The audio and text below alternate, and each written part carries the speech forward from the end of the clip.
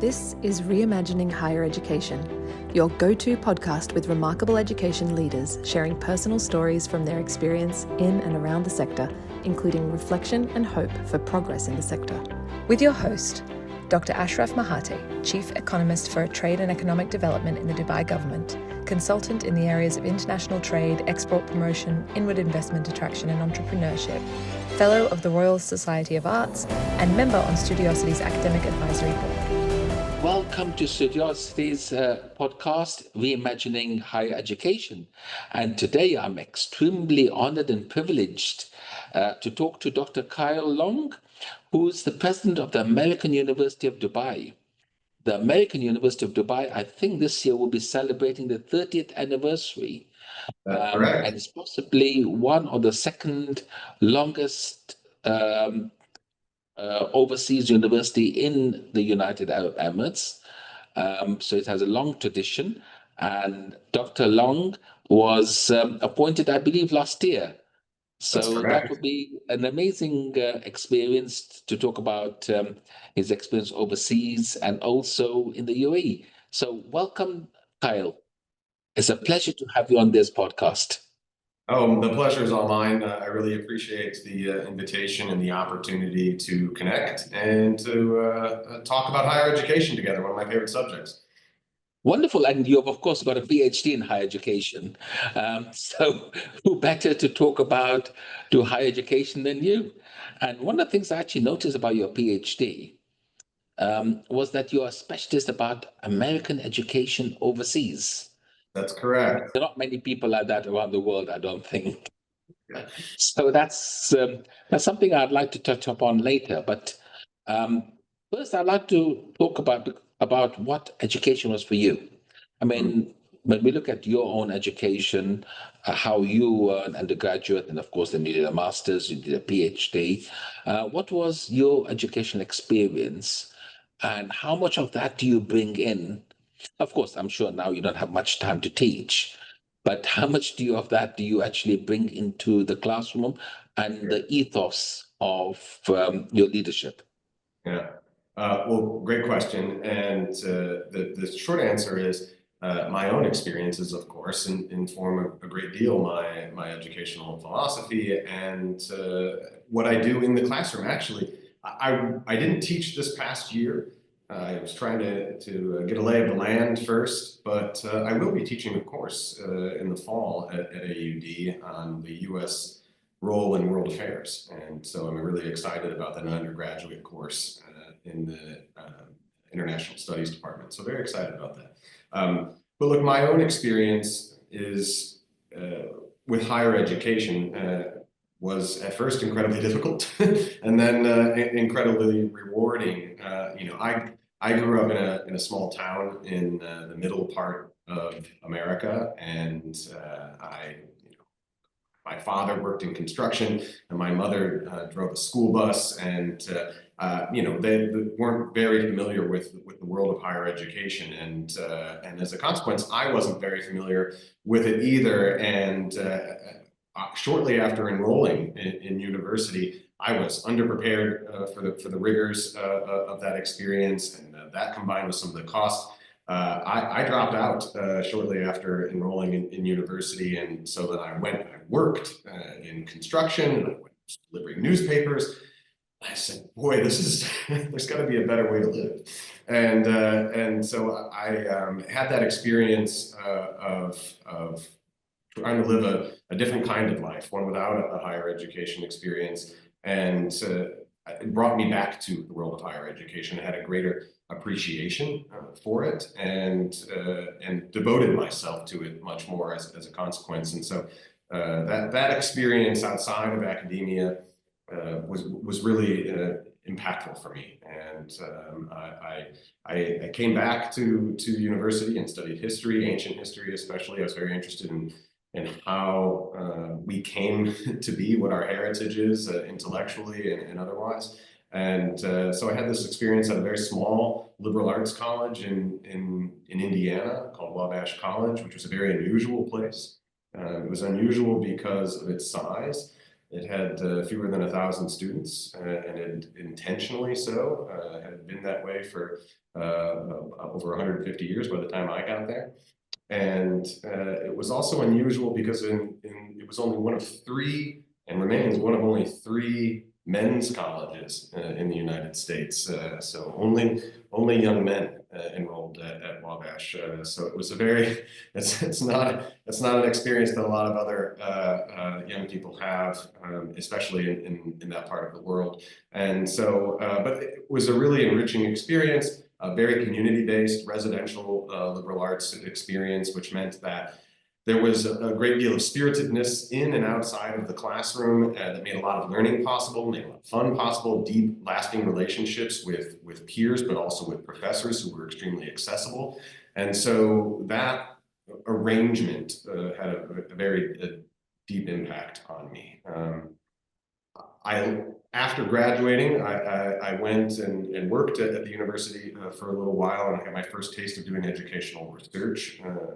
But that experience also led me to do the master's degree that you had mentioned before, and that was also a very unusual small college known as St. John's College. This institution has two campuses. One in Santa Fe, New Mexico, but the one that I attended was in Annapolis, Maryland. Also a very small college with, I think at that point, it was 500 or 600 students. And most of those were enrolled in the undergraduate program. I was in a master's degree program, which was focused on the great books of Western civilization. And so we exposed ourselves and immersed ourselves in the primary texts, really. There were no secondary, no criticism. We were reading the greats in philosophy and literature, in mathematics and natural sciences and politics, and so on. So this was a really great way for me to engage with the great ideas that have come to animate our own time and have come down from history. And so that was a really amazing experience, and still informs a lot of how I think about higher education today. And then the next educational experience I had was at the PhD level, and as you mentioned, my PhD is in education. It's in international and comparative education from the Graduate School of Education at Columbia University Teachers College. And, my PhD, my dissertation was on what we call the field of American universities abroad, independent American universities that originated in and around the Mediterranean in the middle of the 19th century. And I kind of traced the development of that field to now over 80 institutions in 55 different countries around the world. And I'm proud now to lead one of those institutions here at the American University in Dubai.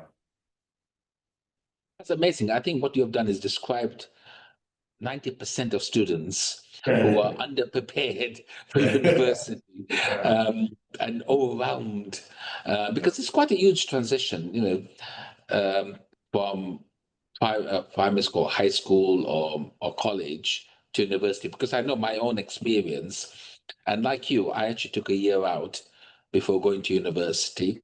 But I didn't work on a construction site. I was not so adventurous.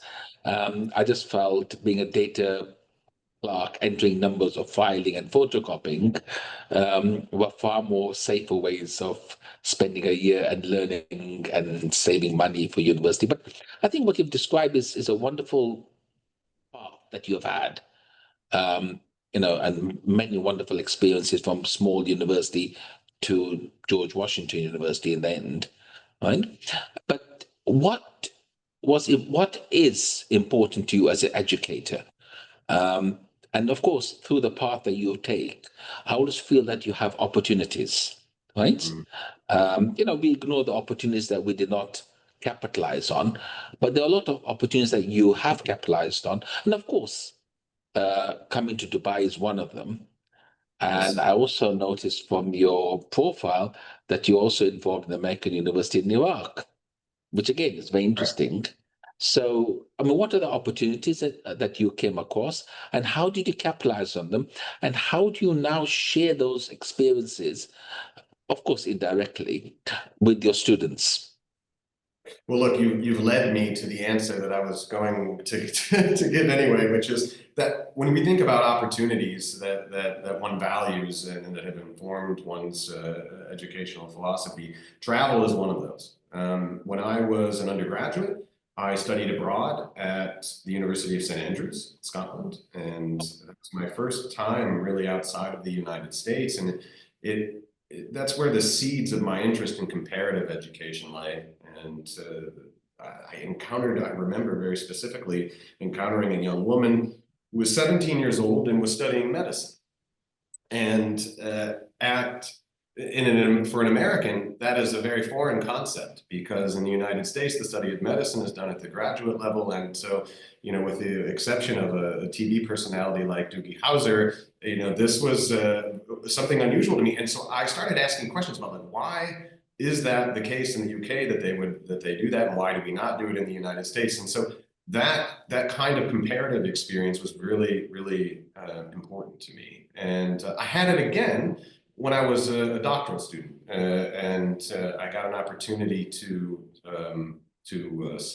live and study at New York University in Abu Dhabi while I was doing my PhD at Columbia University. And that was an opportunity to expose me to the Gulf higher education scene. It was an opportunity to expose me for the first time really to the American University in Dubai as well.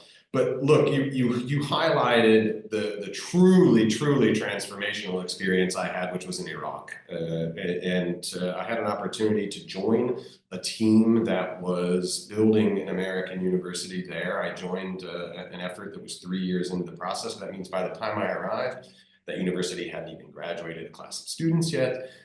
There was an incredible opportunity to join on to something really meaningful.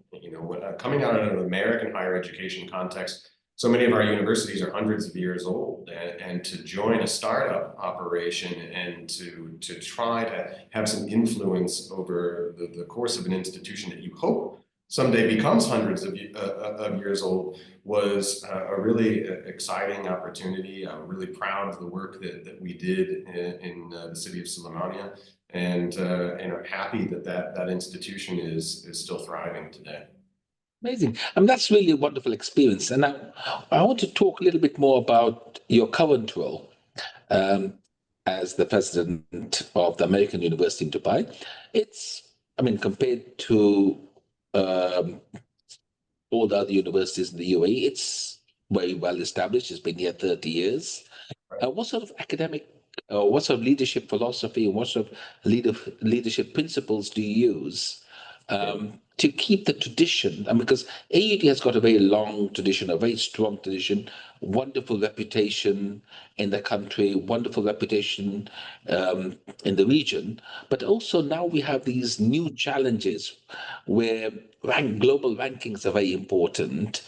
So on the one hand, you want to maintain your tradition. You want excellence in education, but on the other hand, students and career counselors look at the QS tables, which are now, of course, regional, and the times table, and there are lots of them, right? So how do you maintain that balance, and how do you pursue the excellence of education with your staff? Look, it helps to have a very clear mission that is broadly understood by the entire community.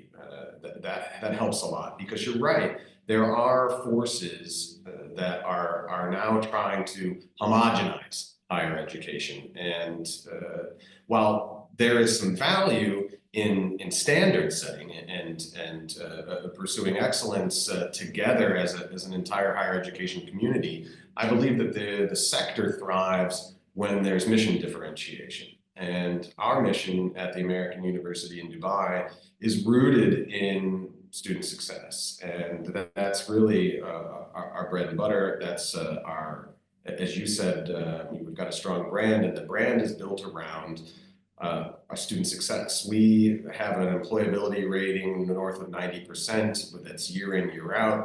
That makes us the best in Dubai. We're very proud of that. And everybody knows on campus that they're contributing to that same mission.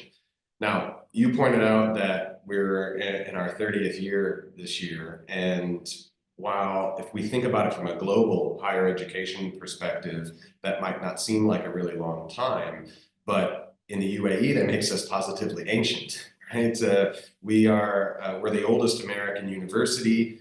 not only in Dubai, not only in the UAE, but in the entire Gulf region. And as a consequence of that age comes responsibility. And this community here is looking to us to set standards and to innovate, because when we showed up on the scene in 1995, we were an innovation. Our mere existence was an innovation. And so that's sort of baked into our DNA here to keep trying new things. And so while we're very committed to our undergraduate student success, and we have a tried and true model for that, we're always innovating. You know, that's why we're doing new degree programs in AI in business this fall, and game design and development this fall. Earlier this year, we did a master's of science in artificial intelligence.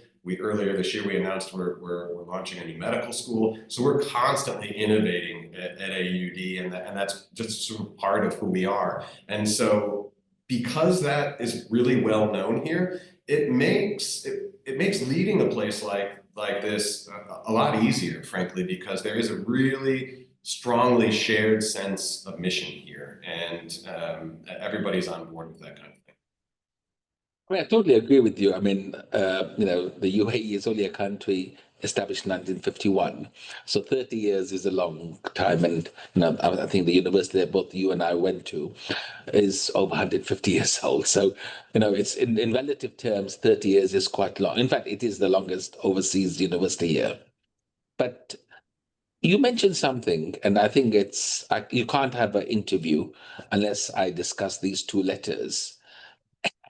Even without asking, you know what I'm going to say. How do you view the future of AI and its impact on higher education?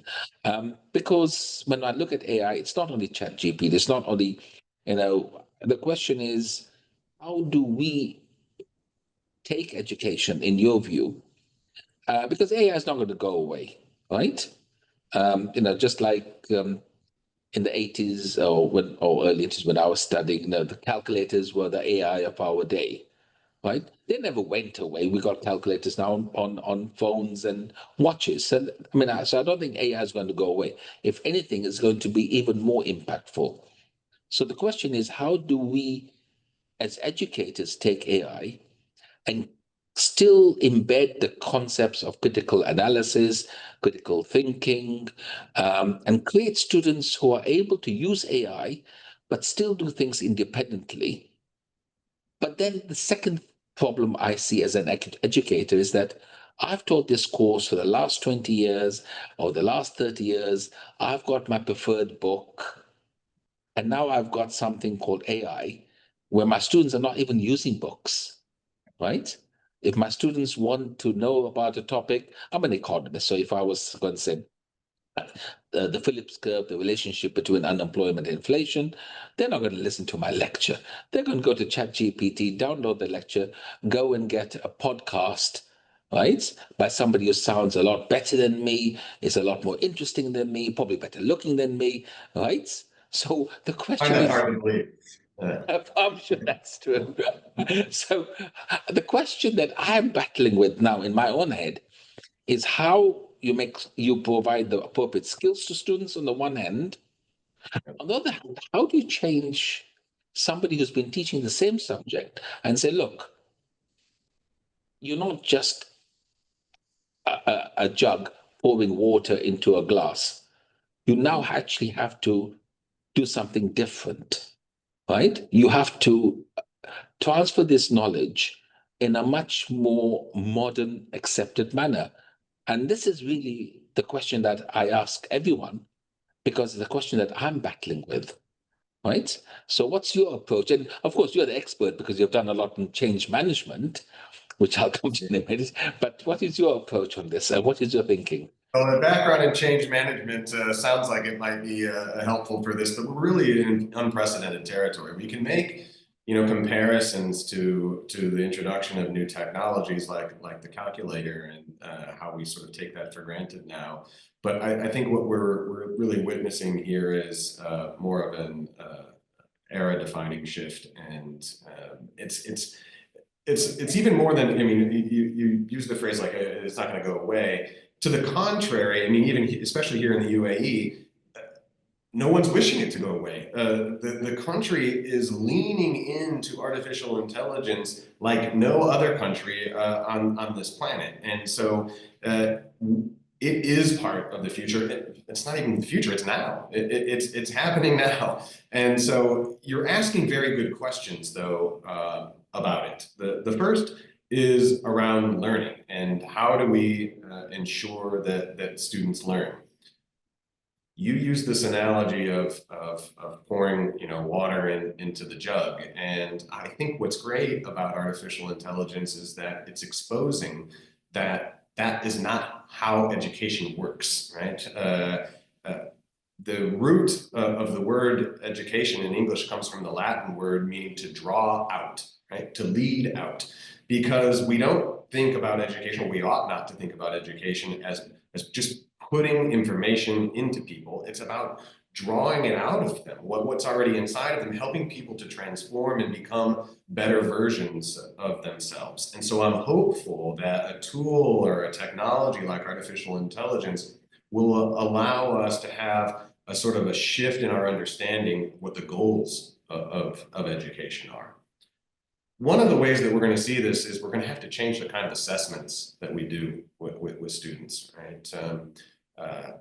I come from a humanities and social science background, and so that meant in a lot of my classes, most of my classes, the product that, or the aim of that course was to produce a paper that I wrote. And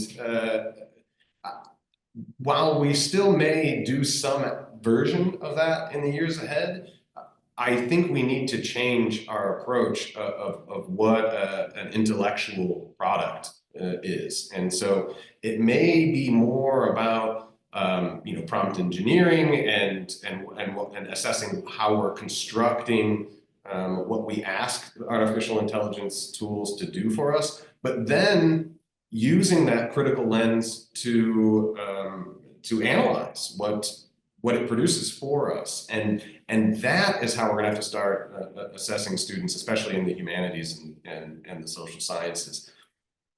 We are at the early stages of this. And so we are still refining. We are still trying to test some things, take what works and try to integrate it and scale it.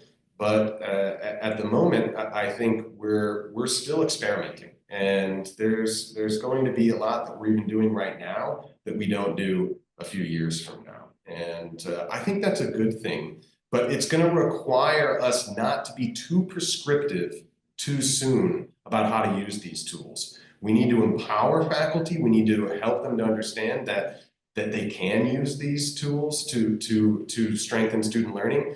But we need to do more as administrators to help faculty know what's out there. Because as you pointed out in your second sort of question is, we're going to have a lot of faculty members who've been teaching the same way for 20, 30 years. How do we expect them to change? Well, look, they're going to have to. There's no turning back anymore. Now that said, look, at AUD, we are on the cutting edge of technology. We have entire programs in artificial intelligence. But we're also introducing it across all of our existing programs. We have high-plex classrooms. We have VR labs. We're doing personalized and adaptive learning. We are on the cutting edge. But we don't need to reinvent the wheel either. Like, there are some things that we do at universities that are very low-tech, analog, that are still great ways to advance teaching and learning. A lot of that happens in a residential environment, a campus community. Yeah, we can use AI tools to help do more personalized learning, and students can learn in different locations, but it doesn't change the fact that you still learn a lot from your peers. You still learn when you get together with people and you ask them questions. It helps to have these interlocutors. It helps to have uncomfortable experiences. We learn through some of that discomfort, and that's really often going to come when you interact with people who are different than you, not necessarily when interacting with ChatGPT. So these are things we're going to have to encourage, and it's going to take some time, but I think we're ready for the moment. I mean, I totally agree with you, Carl, because again, when we went to university, we never said that we were studying something. We always said we are reading it. And I think that's the real key. I think with AI, you have access to a broad range of information that you wouldn't ordinarily obtain in a typical library, because typical libraries are, I mean, even London University where I went, libraries were constrained. And I think now you have access to information. And I think also I like the idea that you will be discussing and you can draw out a lot more information from students. Because that I think is the real beauty. I think Gen I can generate information, but it's the discussion, the debates, the disagreements, taking an alternative position. And I think that's really the key of how we learn and how we're going to learn under AI. Because the standard answer you get from Chat GPT is very unidirectional. Even if you ask it for debates or different positions, it doesn't draw out the nuances. And I think that's really what university will be. It'll be a much more debating environment. Don't you think so, Kyle? Inshallah, I think that that would be an optimal outcome. You know, we're now at a stage of the technology where it's still hallucinating quite a bit. So there's actually a very low level of trust in the products of artificial intelligence when we're thinking about it as primarily as ChatGPT and its competitors. But you know, that's ideal for challenge, for debate, for stimulating conversation. It almost raises a premium on reasoning. And as educators, we can use that to great advantage. Now, the question becomes, over time, as the technology improves, will it still do these sorts of hallucinations? Will our level of trust in these tools rise? And as a consequence, will that then end up changing what we do in the classroom? It's hard to know at present, but we need to continue monitoring and just continue refining what we're doing with students, because I don't think there's going to change the fact that society will still need universities like ours to develop young people, not only as workers, but as people who lead meaningful and productive lives and contribute to society, because our universities have an enormous role in that regard. I totally agree with you. I mean, history is, as you know, the first university was in Iraq. So Yes. that's been hundreds of years. And then they're going to be here. They're going to be here much longer than both of us. But let's go back to the present. From a student perspective, because at the end of the day, we're here, as you said quite correctly, to draw out the students, to draw out knowledge from them. What one aspect would you change? Not necessarily at AUD, but just generally, that would give a much richer, better, and more immersive experience for students? Better, richer, more immersive. Look, I think, again, informative on my own experience, there's a lot of value in returning to some of the great texts. And so I think that these texts have been shown over decades and centuries, and in some cases millennia, of helping us access not only the great ideas, but the questions that we find that are universal, regardless of where we are in the world and what stage of life we're in. There is tremendous value in engaging with the texts that have been proven to draw out that kind of information in people. Unfortunately, for a lot of reasons, often political, we find that we're leaving behind some of these resources, and we're turning to not necessarily technology, but to alternative teaching materials that are degrees or shades of these powerful original texts. And I think that by returning to them as teaching tools, we get straight to the source, and we can cut out some of the diluted material as a consequence. So that's how I would I'm encouraging us at AUD, we're rolling out a new core curriculum that all of our students, no matter what program they're in, they end up in our core curriculum. We're finding opportunities to build more of those courses around what we're calling the big questions, the big ideas. And so I'm really excited about introducing that kind of experience for our students. Better, richer, more immersive. Okay, I mean, that makes a lot of sense. But I like to stick with the same concept and say, no, I think when you go through life and you look back and you think, I could have done that differently, right? Um, and one of the things that students constantly ask is for advice. And when that happens to me, I sort of draw back to my own life and think, what could have I done differently? Apart from spending more time in the library, doing my assignments on time, being diligent, sitting in the front row and not missing too many lectures. What sort of advice would you give your younger self? And perhaps use this and experience to give advice to your own students who will be watching this podcast. Well, it's tricky because the advice that I would give myself is some that I don't think my students really need. And that's because when you think about regrets that one has, mine center around language. And I would tell my younger self, commit to the study of another language. I dabbled. I was a dilettante. I studied ancient Latin and Greek. And then I studied a bit of German and a bit of Arabic, and as a consequence, I'm not proficient in any of them. And I find that that's a real hole in my education. And I would tell my younger self to commit to the study of a language and become an expert in another language. I'm I'm at an institution now where we've got students of 100 different nationalities. I bet nearly every student on our campus is at least bilingual, if not tri or quadrilingual. I'm just insanely jealous of all of them. But if I if by some trick of time could see a younger version of myself seeing this interview, it would be to commit to a study of another language. I only speak two languages as well, so I actually have the same problem.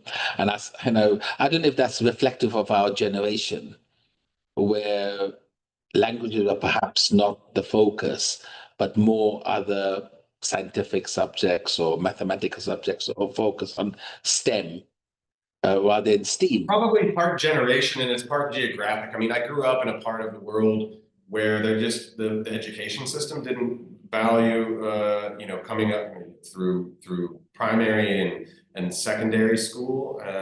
There was just not a great emphasis on languages, and there wasn't a great emphasis on languages in my home and in my wider community, and so it wasn't just part of what folks thought an educated person was. And boy, I wish I could change that. Well, I think same here. Dr. Kyle, you were asked to bring a little item with you. I trust you have brought something with you. I did. And what I'd like to ask you is, first of all, what is it? And then secondly, how does it represent you as an educator and as a person? Yeah. Okay. Well, the item that I brought with is, I don't know if you can see them, I'm actually wearing them, is my grandfather's cufflinks. He was married in them 75 years ago. They're brass. They probably only cost 50 cents at the time. He likely only wore them, once or twice a year after that, most of the time at baptisms or Christmas or something like that, special occasions. He died before I was born. And he was only a little bit older than I am now when he passed.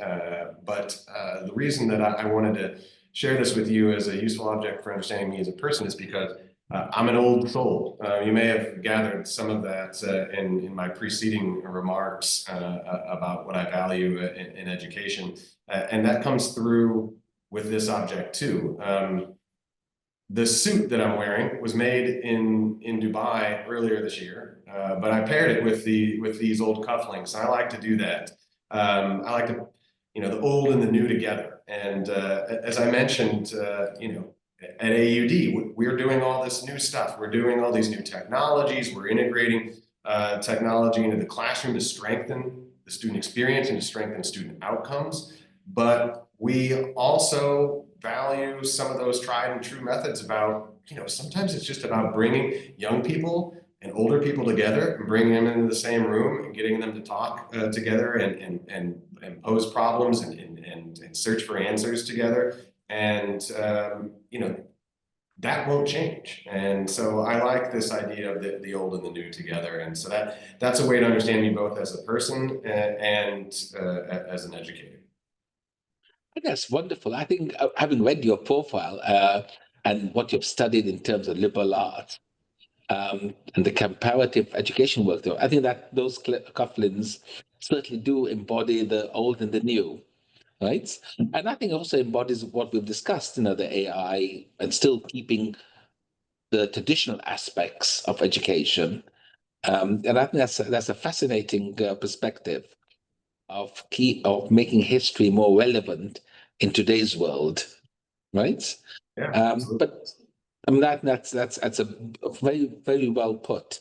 But in terms of looking forward, and again, still keeping the old with the new, how would you see yourself going forward in terms of the changes that are taking place? And because the course that you're teaching is very relevant, and I wish I could be a student there. But how do you see yourself? Because as a president, you have very little time to teach. But how do you see keeping your education techniques relevant going I'm so forward? glad you asked this because, look, I'm going to be doing something new for the first time. So I haven't taught this particular course before. It's a course that's on our schedule. I wanted to be of help to the Dean of Arts and Sciences, and this is an area where I've taught adjacent courses in public diplomacy and in international development, and my own scholarship is in the area of America's role in the world through the lens of higher education. But I haven't taught this course before. And I'm excited to do so, but I'm also doing so in a new way. I'm going to be using adaptive learning technologies in our assessments, which will allow students to take exams or tests that respond to their answers. And the questions will change based on both what they say in their answer and in how confident they are in their answer. So this will help to sort of rule out the possibility of luck, but will also allow students who are grasping the material very quickly and confidently to move on without keeping them sort of arbitrarily to just sort of invest more time in it. If they're already grasping the material, they'll be able to move on. But students who aren't doing it or are just getting lucky at some of the answers will be prompted again with new and different kinds of questions based on the responses. This is the first time I'm going to be using the tool. So I'm excited to do it because I want to improve as an educator and make use of some of the new technologies that are out there. And I'm hoping that the faculty at AUD who might be resistant to this sort of thing, because as we discussed earlier, they have been very effective educators using the methods that they've been using for decades now, to show them that, look, old dogs can learn some new tricks too. It's okay. It'll be a learning experience for me. I'm sure there'll be some bumps in the roads, but I'm doing it because I believe there's real value in here for students. I mean, I love that concept. I love the idea about showing through example, but I also love the principle of gamification, right? Yeah. How you actually encourage students to learn so they can actually reach a different level. It's kind of bringing PS 5 to the lecture room, and that's really wonderful. But you do know that this actually has drawbacks as well, because your teaching evaluation will now become public, right?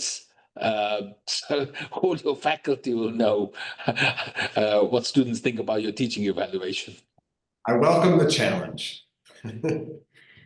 Wonderful, wonderful. It's been wonderful, Dr. Kyle, talking to you and learning from you, because I think, what you've discussed is absolutely amazing, and your perspective on both leadership and teaching is really good. And I think it'll be helpful to all the people who watch this podcast and listen to it. Thank you so much for a wonderful session. I've thoroughly enjoyed it. And I'm sure we could carry the conversation on. But I get a little message at the bottom telling me that I've kind of reached my time limit. But thank you so much. And I hope that we can have a follow-on conversation about some of the new programs. Yes. You're very kind, Dr. Ashraf. I've truly enjoyed speaking with you, and would welcome another occasion to do so on or offline. And wonderful. Hope this was valuable for your listeners or your viewers, and hope we can do it again. Visit studiosity.com/Students First for the next Students First Symposium, an open forum for faculty, staff, and academics to candidly discuss and progress the issues that matter most in higher education.